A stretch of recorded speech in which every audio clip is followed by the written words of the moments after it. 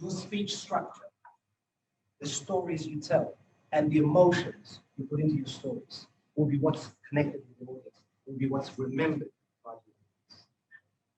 I was going to steal a line that I think you've got on the slideshow, so I'll leave it to that. I won't say that. No, I'll leave it for you to say. Our next speaker is going to talk to you about how to persuade, how to influence people through your stories and your speeches. Maree Pickens is a distinguished Toastmaster. She's been in Toastmasters for over 12 years. 17 years, so since childhood, really. She has won numerous awards when it comes to speaking, including humorous speaking and giving feedback. But more importantly, she spent the last 10 years, up until last year, running the Toastmasters District 17 Premier learning workshops, speech craft. So she knows everything there is to be known about speaking and learning, teaching people how to speak. So please welcome the distinguished Toastmaster, Maree Pickens.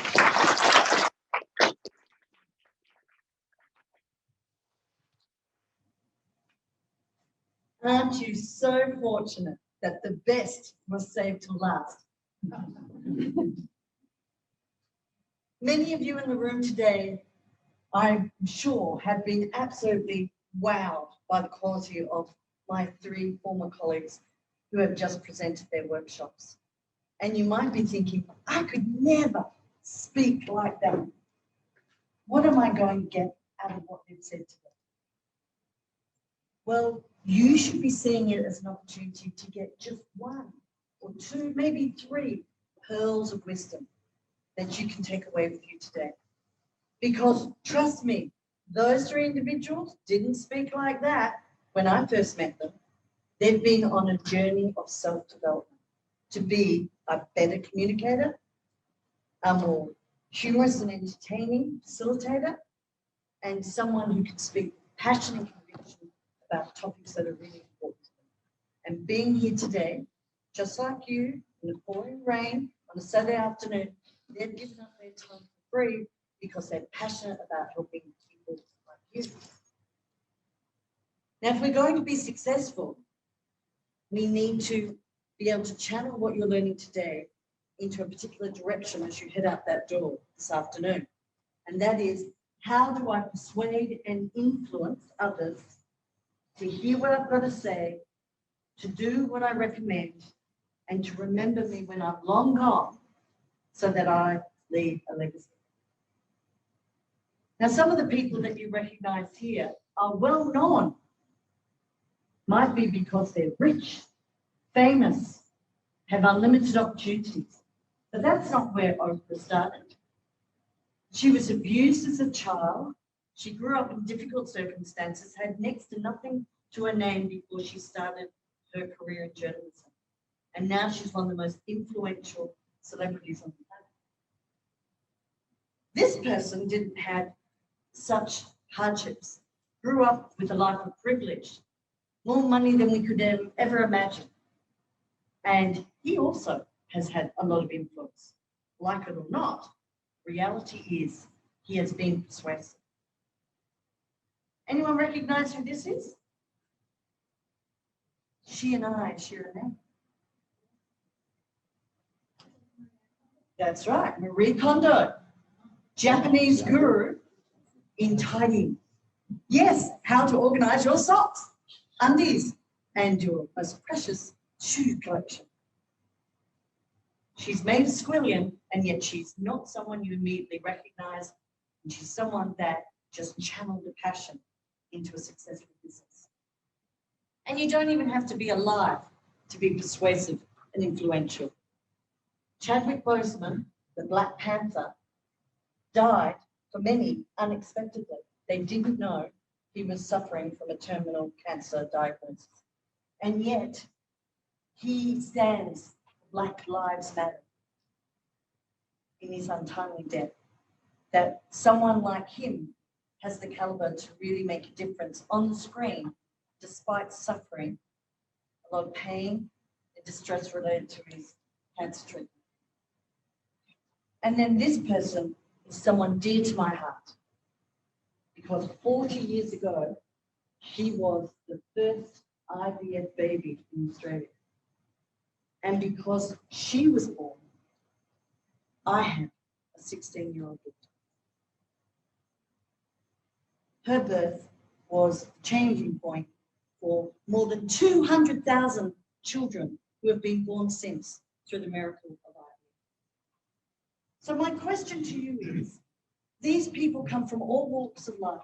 Yes, they're famous, but they didn't start that way. Everyone has an opportunity to be persuasive and influential if they get in touch with one key thing, and that is, what are you expert in? It could be that you can make something brilliant as a home chef. Maybe you're an absolute whiz when it comes to playing that video game. Or maybe you're someone who's channeling a career profession that is really going to make a difference. Turn to the person next to you, or if you're at a table of three, talk to the other two, and just quickly tell them what's something you're really good at. Maybe not many people would know. Start now.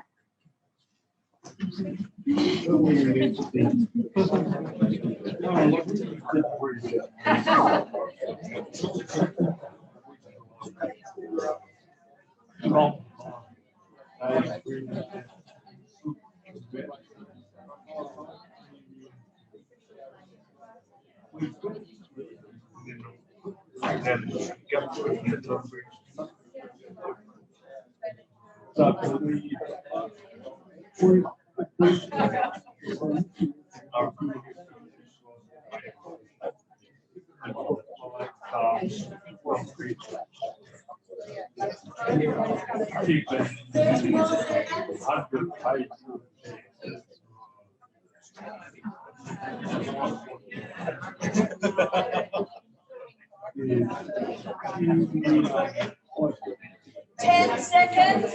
Wrap it up. Cringy. I'm a fifth grader. What about you? Okay. All right, calling all experts in the room.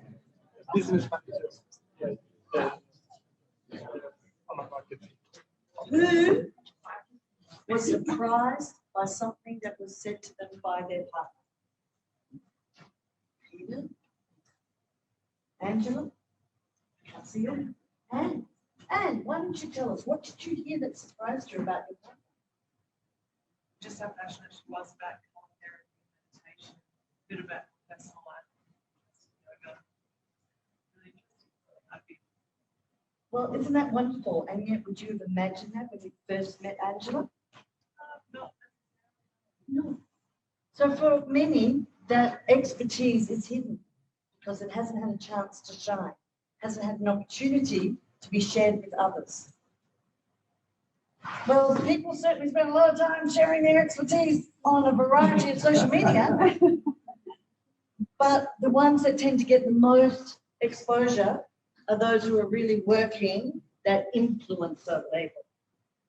And we're not all aspiring to be influencers, but in our own sphere of influence, be it immediate family, colleagues at work, or a small community that we spend time with, we need to step away from the social media and put ourselves out there to influence them, share with them our expertise, our lessons learned, and what we believe we could do to make a difference for them. And we can do that best through the spoken word, through actually face-to-face communication. And I was only saying to two of my new friends in the corner there, isn't it sad how at universities like this, they're ghost towns for much of the time, because so many students now are doing their studies online. They're not meeting like those of us who are a bit long in the tooth, like when I went to university, where it was all at campus. Now, there's benefits to it, but you're here today because clearly you see value in face-to-face communication too. And it really stems around getting in touch with something called personal brand. Now, today's workshop, this is a whole workshop in and of itself. So let me just make a few brief comments and then we're going to focus on sharing this knowledge. Appearance. I remember really graphically someone sharing with me, if you're going to talk to people who work as blue-collar workers, don't come dressed in a suit because you're not going to be credible. Dress like they do. That doesn't mean you have to wear your dirtiest pair of overalls, your scuffiest pair of steel cap boots, and a high-vis vest. You just wear a blue open neck shirt. And that really went home to me because, yes, we have our own personal style. We're not asking you to be someone different, but make sure your appearance reflects who you are, but also that you make yourself relatable to the people you're presenting in front of. Speech and your tone and how you address people. How inclusive are you? And also that you use phrases when you look at making sure that you talk about you versus we. We all get together, then we do it collectively. If it's you, well then potentially you're being blamed for something and I'm taking a holier than thou position. So being mindful of your speech around others really influences people's perceptions of you. Obviously, how you behave. Someone's getting up there and speaking powerfully and suddenly a stream of expletives comes out.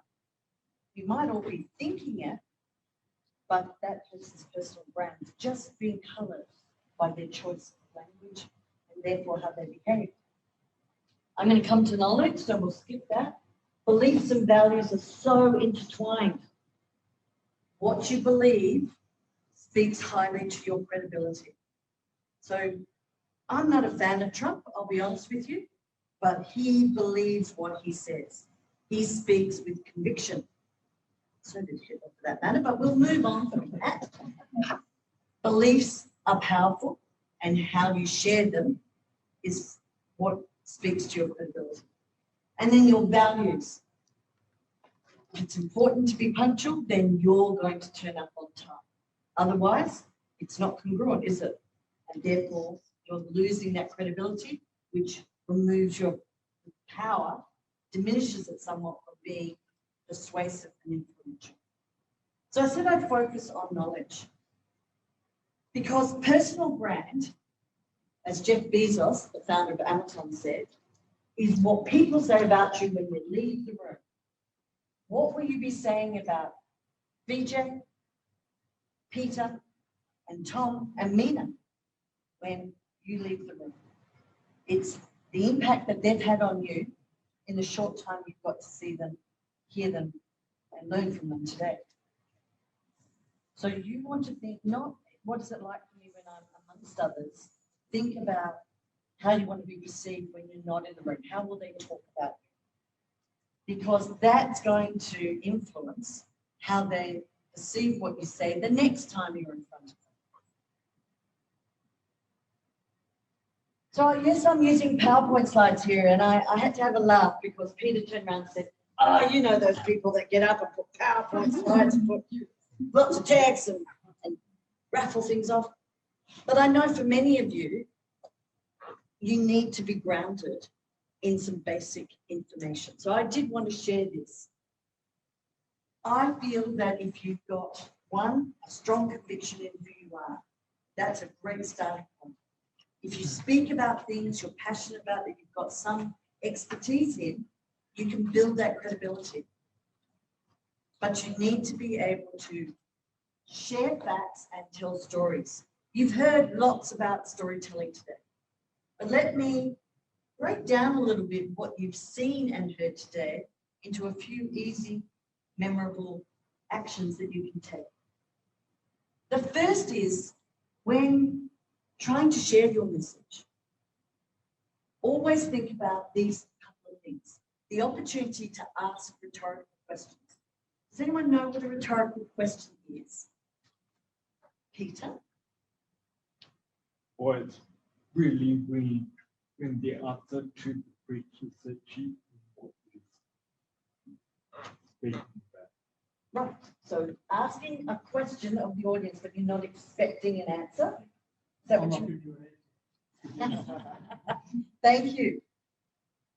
And in the cases, my question was not a rhetorical one because I did find an answer, but a rhetorical one is when you ask a question where you only want people to and that gets them engaged. So did you know that 1 in every classroom has been born through IVF? Do you know someone in your family or friendship circle that's struggling to have a child? Did you know more than 200,000 children have been born through IVF? So here I'm sharing some facts, but doing it in a rhetorical way. 1, because it gets people thinking about your point of view without you having to go through a facilitation to see what answers come out. And that's an engagement technique. Using repetition to emphasize is something that really gets messages across.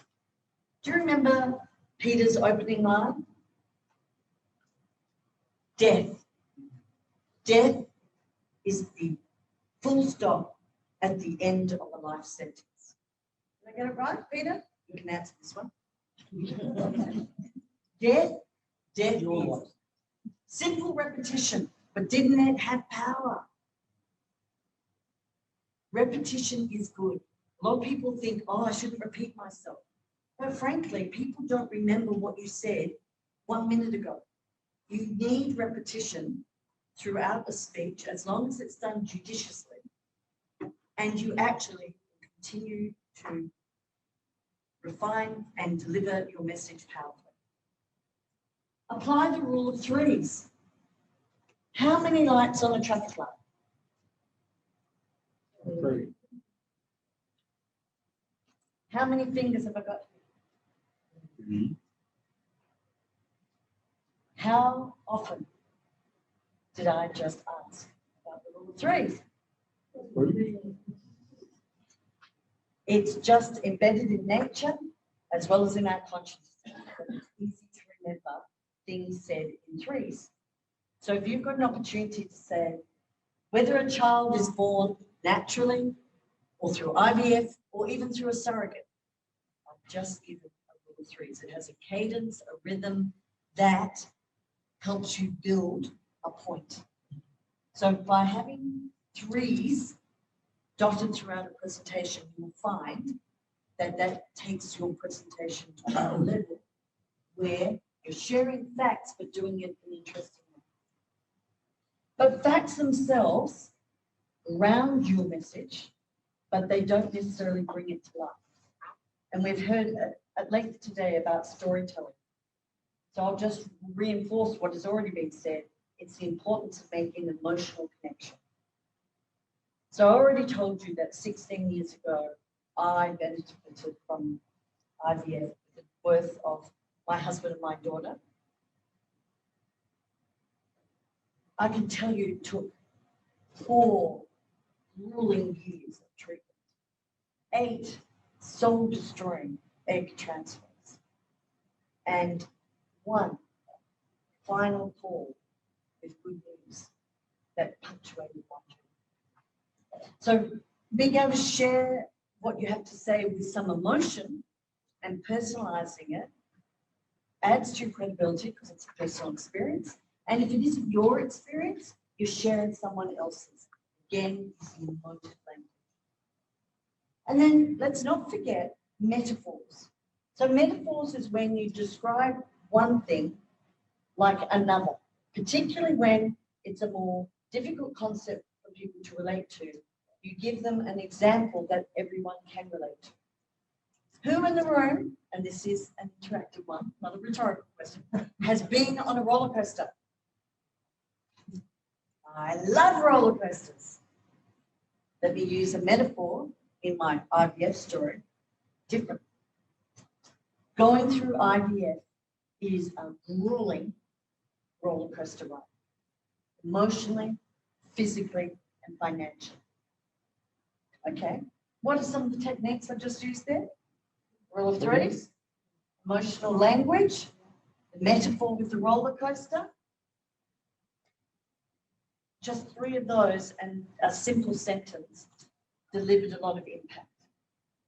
So if you want to be more persuasive and influence others to listen and record your messages, share facts, and tell stories and repeat and rinse, repeat and rinse. So now turn to the person that you were sharing your expertise and just tell them quickly a fact or a brief story related to that expertise. Do it for just a minute.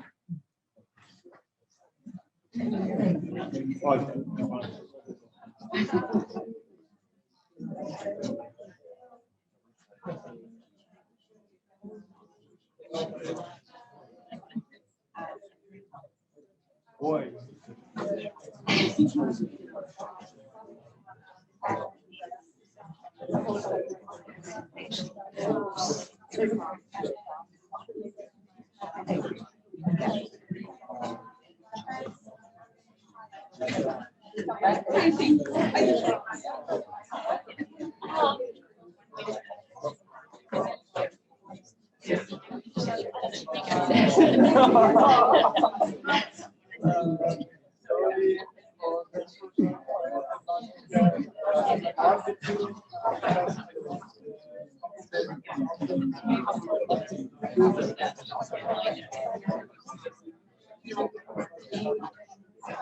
All right, 15 seconds.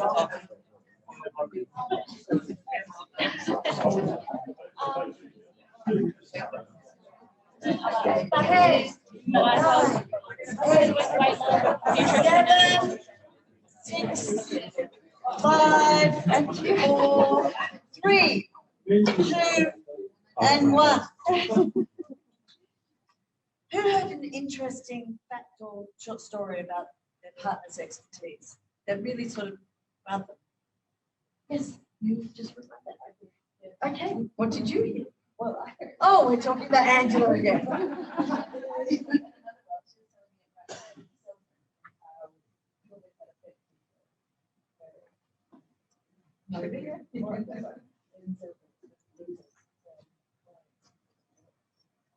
And isn't that relatable? And another perspective on a year that like we've had no other.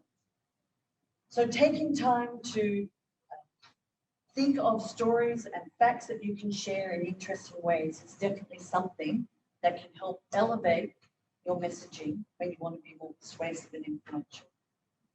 So I'm just going to bring it to a close here and just highlight for you that for many people, they do think about the who, the what, the where, the when, and the why, and particularly after you've heard 1, 3 learned colleagues before. What you want to start getting in touch with is the how. And the how is very much related to why you're here today, because we transform people's lives through Toastmasters. We help you with the how. You bring the who, what, where, when, and why. We will help you most with the how. How you can be a more humorous and interesting, engaging speaker like VJ. How you can grip people with a story and then hit it with a meaning like Peter did. Or how to entertain and get people involved like Tom did. We develop those skills through practice in a safe and supportive environment. That's what Toastmasters is about. For those of us long haulers, we keep coming because we like making a difference for people like you. So take away from today that you've had 4 workshops covering a variety of topics, but there was a lot of overlap, I'm sure you saw. Because what did I say? Repetition is a benefit. And that's why I'm going to leave you on this note by saying it's the how that will make you better when it comes to being more influential.